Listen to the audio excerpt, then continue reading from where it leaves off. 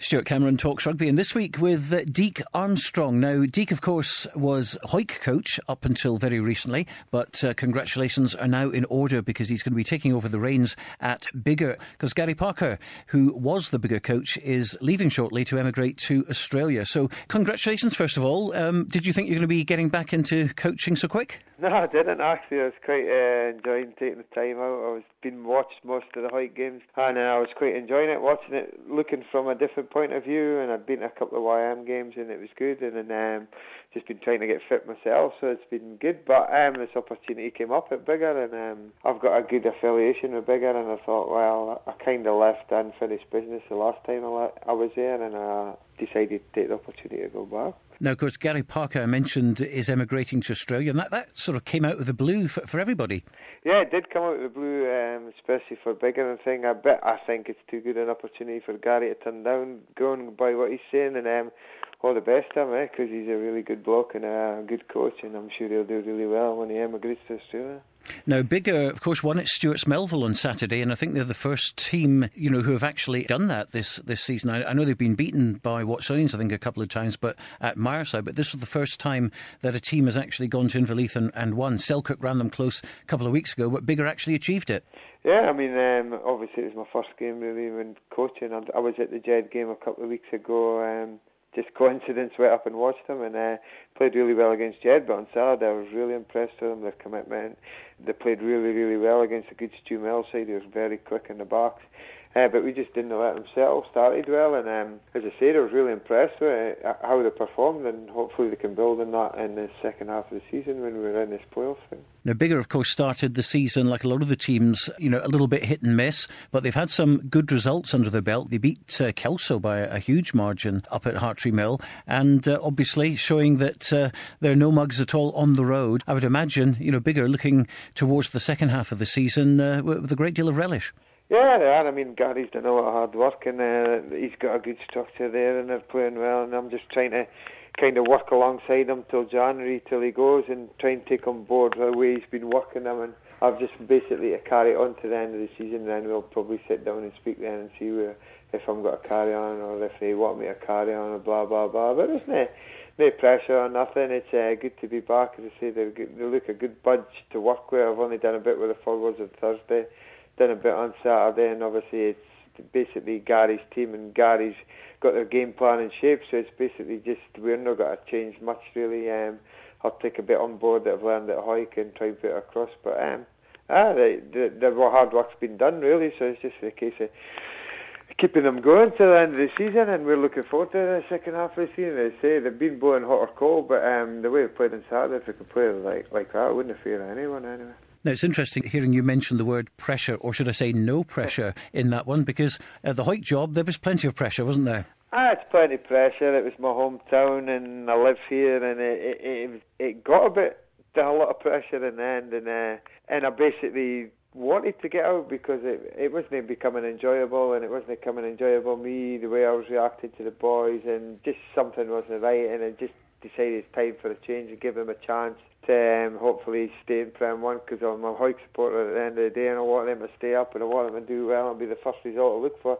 And Biggar's a bit different because they've not got as much expectation, they've not got the history, although we all want them to do well, we want them to get in Prem 1, but at the end of the day, I walk away from it on a Saturday, and that's me to the Tuesday, and I can take on board and have my own thinking time back home without added pressure. Like if you're walking along the street or out in a pub in Hawick, everybody wants to know everybody, and it's just a bit different, and that's understandable because Hawick's a proud club, a lot of history, and they want to be where I wouldn't say should belong, but we want them to be at the top, and everybody's striving for that, and it's just a different kind of pressure.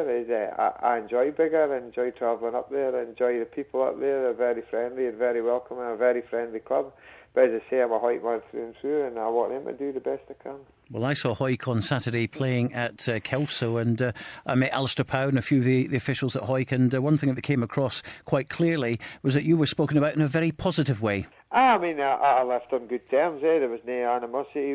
We sat down and spoke. I actually resigned the Aberdeen game, I said to them, and we sat down for a couple of days and we had a chat, and the players had a chat, and it was probably the best outcome, and it was best for me, and it was all done very, very amicably. And as I say, I've been down to a few games to support the boys, shouting on them, can give my opinion, and it's been good. And I get on well with the committee, still got on really well with the players, and always speak to them, and I've taken a bit feedback about Stu Mill on Saturday, and I'm going to pass it on to Rocky and thing, and they can take it on board what notes have taken of Stu Mill, because obviously they've got them in the playoffs, and we help each other as much as we can. I'm on the phone to Rocky, Bruce McNeil quite a bit, and everything ended very, very good. I enjoyed my time there, and it's just in the end it wasn't meant to be, and that's the way life is.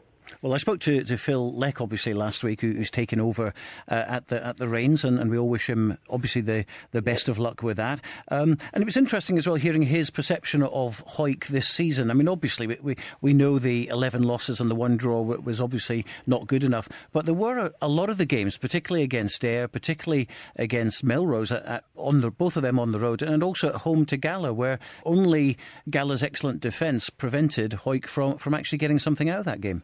Yeah, I mean, you know what sports like, it's a confidence thing, and I think Hawick's just got in a rut where they're getting beat. It says we went up to Dundee, just got beat off Ayr, just got beat off Melrose, just beat off Gala. So against the top teams, he's not been far away, but against the so-called lesser teams, they've struggled a bit, and I don't know if it's a mentality thing, a confidence thing, or what, but I mean, Hawick's a good side. They've got a lot of good players, and We've got Rory Hutton back now, Neil Rennick back, and I honestly do think they'll get out of the playoffs and they'll stay in Prem 1 because they've got a chance to regroup. They've got these border league games and cup games, and I think if they can get a few wins under their belts, get a bit of confidence, I think you'll see a different Hawick in the second half of the season, and I think they'll come in strong.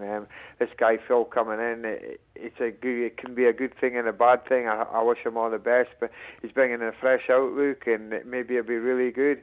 He doesn't know the border passion, blah, blah, blah, but I'm sure that'll come, and I'm sure the boys and the committee and the people in the town will help him through, and I really do think they'll stay in Prem 1. And of course, the great thing about being in Premier B is that you start from scratch, effectively, with everyone's on 0 points. It's a level playing field, and you just go on from there, a kind of shootout over 7 matches. Yeah, that's it. I mean, it's pressure again. I mean, last year we were lucky. We played really well again in the top 8, and the pressure was off us in the second half, but we still wanted to win.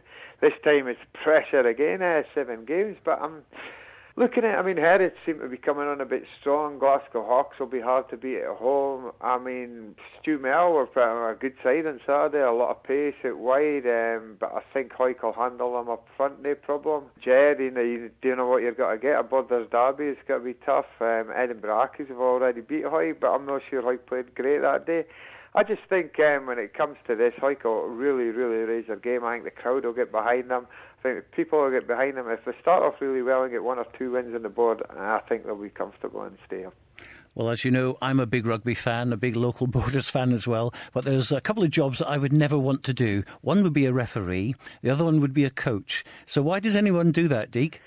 I don't know. I mean, rugby's been in my blood since I was a 10-year-old, and to be honest, this is probably the longest break I've had for rugby since that age. It's just, I don't know. I mean, I thought when I finished the Hawick job, I thought, well, I put myself through the ringer there. Why did I do it? Why did I put myself under that pressure? Why did I want to turn up training on Tuesday, Thursday? But it's just me. I love rugby, and the Hawick opportunity came up, and then the bigger ones came up, and that's life. Opportunities come up, and it's just a different opportunity this time. I don't think it's as much pressure, although we still want to do really well, and it's just I don't know why somebody I wouldn't like to be a referee, put it that way, because the abuse and thing they get, and it must be impossible because they can't see everything, and then they're getting slagged off supporters, they're getting slagged off coaches, and everybody commentators, but that's the way it is, and that's what makes rugby a great game. You certainly need a thick skin. Oh, you need a thick skin. I take a lot of abuse from my friends, and it's all good banter. But it was starting to get a wee bit more personal towards the end of the Hawick, and that's why I decided probably to get out. Well, what about the Borders rugby scene in general? I mean, we've obviously seen the return of the South, and that game at Mansfield Park against the Barbarians was a thrilling encounter. And for a bunch of amateur lads playing from all the local clubs brought together to beat a team of pros and some internationals in there as well was an absolutely tremendous thing for the area. But it seems at the moment that, you know, getting out of this south of Scotland one fixture, you know, to get something a bit more permanent for the lads is proving very, very difficult. Yeah, I think speaking around people on the borders after that game, everybody wants the South to come on board.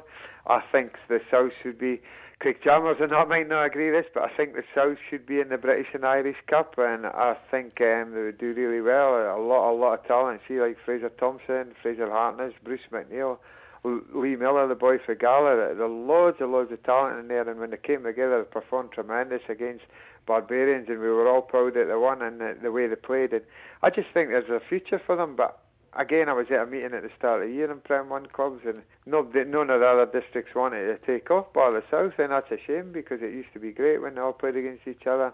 And I think the crowds would come, and you see the crowd at the Gala Melrose game, outstanding. And Borders have got their own special blend of rugby, and when you go to City Side, it's not the same for me. And Borders are always passionate, and we all want every club to do well, although we fight against each other when we play, but we all want Selkirk, Jed, Melrose, we all want them up the top, but because the more Border clubs out there, the better. But there's loads of talent here and still coming through, and I think the South would harness that, and it'd be great to see them playing on a more regular basis. And certainly the Borders clubs seem so much more organised than the other parts of the country as well. I mean, I was just reading in the papers yesterday about Bruce McNaughton, the coach now, formerly of Peebles, of course, but now with Stu Mill, and he was saying that, well, you know, that's basically it now until after Christmas. They've got no competitive rugby, so surely now with the Border League on board and the RBS Regional Cup with lots of competitive rugby between now and Christmas and over the Christmas period, surely that's going to favour all the Border sides. Well, I would say because, well, at Biggar we've got Watsonians, I couldn't believe it, Watsonians this week in the Cup, and then there's no games in December, no games to the first game in January the 14th, I guess. And I mean, that's horrendous for a coach, having 5-6 weeks off, trying to find a game here and there. It's not ideal preparation. I think it's great because you know what, the Border games, nobody really runs away with a game, and they're all very hard, and they've got to be coming into this after the split well prepared, and that's great for the Border clubs. And just City seems to have a different attitude about towards it, where I'd rather be playing games week in, week out, and coming in fit and battle hard and into the games, but hey, that's the way it goes. You just have to go with the flow. Fantastic. Well, it's always good to talk to you, Deke, and wish you all the best at Biggar. That's great, Stuart. Thanks.